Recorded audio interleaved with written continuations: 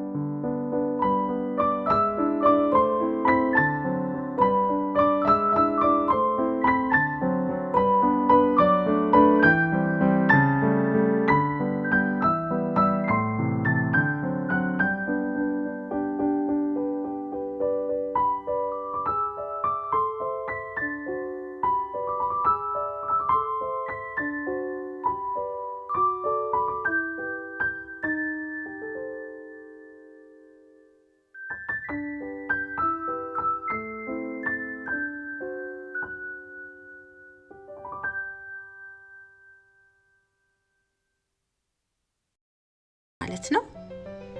ከዛ አበሰልኩት ኦቨን ውስጥ ከ20 እስከ 25 ደቂቃ ነው ያቆየሁት ማለት ነው። ልስልስ ያለ የጣፈጠ በጣም አሪፍ ለሰውነታችንም የማይከብደን ለሆዳችን ስንበላው የማይከብደን አይነት አሰራር ነው ማለት ነው። ሁላችሁም በየቤታችሁ ሰርታችሁ እንዲህ ባማረ ሁኔታ እንድትመገቡ ጋበዝኳችሁ።